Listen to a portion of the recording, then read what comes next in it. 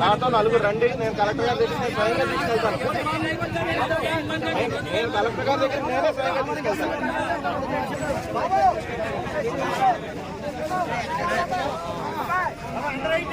నా పేరు ఎం నాగేశ్వరరావు. మల్లవరం ఇంకా మాది. సుమారు 18 ఎకరాలు ఉడిశాను. సుమారుగా నాకు 10 లక్షల రూపాయలు రావాల్సి ఉంది. ఇప్పటికి 3 నెలలు ఉంది. దానికి 3 రూపాయలు ఇంట్రెస్ట్ చేసినా, 2 రూపాయలు ఇంట్రెస్ట్ చేసినా 60,000 70,000 ఇంట్రెస్ట్ కట్టవలసి వచ్చింది. ఒక రైతుకి మిగిలేదు. గట్టిగా మిగిలితే ఎకరానికి వచ్చి ఒక 10,000 12,000 అంత డబ్బు మిగులుతుంది. ఆ డబ్బు కోసం నేను 70,000 రూపాయలు వడ్డీ కట్టి ఈ రోజున మీ అందరికీ తెలియపడుతున్నాను. ఎందుకంటే ఈ రోజున నాకు సావరేవు అన్న టైప్ లో నేను ఉన్నాను ఇక్కడ. ఎందుకంటే ఒక రైతు ఆవేశం పడుతున్నాడు. ఒక పక్కన ఎందుకు పడుతున్నాడు, ఈ రోజు నేను అప్పులు పాలైపోయి ఈ రోజు మళ్ళీ ఓడితకి నేను 18 ఎకరాలు ఆకుమడేస్తే సుమారు 40,000 రూపాయలు ఆకుమడిపోయింది. అది 40,000 రూపాయలు ఆకుమడిపోయినందుకు 600 ఎకరం ప్రాపర్టీ ప్రకటించడం జరుగుతుంది. ఎందుకంటే మేము ఇంకా పెట్టుబడులు పెట్టలేము, మేము చేయలేము ఈ వ్యవసాయాన్ని.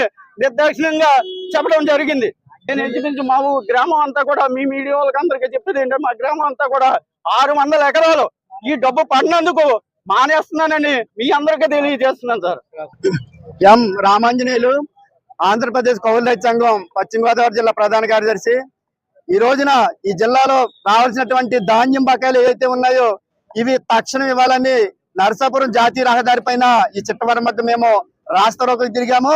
దీనికి ప్రధాన కారణం ఈ జిల్లాలో ఉన్నటువంటి 30,000 మంది రైతాంగానికి 450 కోట్ల రూపాయలు ఈ రోజున బకాయిలు ఉన్నాయి.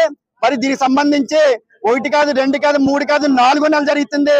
అనేక సందర్భాల్లో మా కష్టార్జితం మాకు ఇవ్వండి, ప్రభుత్వం ధాన్యం కొన్నది 3 నెలలు అయినా కానీ ఇంతవరకు డబ్బులు ఇవ్వలేదు. అటు దాదాపు పంట పూర్తయిపోయింది, మళ్ళీ సార్వనాట్లు కూడా పూర్తయిపోయి మా డబ్బులు మాకు ఇవ్వండి అంటే ఈ రోజుకి ఎక్కడ పట్టించుకున్నటువంటి పరిస్థితి లేదు. అనేక సందర్భాల్లో ఈ నరసాపురం ఆర్టీఓ దగ్గర, అలాగే మా జిల్లా పౌర సరఫరాల దగ్గర డిఎం గారి దగ్గర కూడా మేము ధర్నా చేశాము.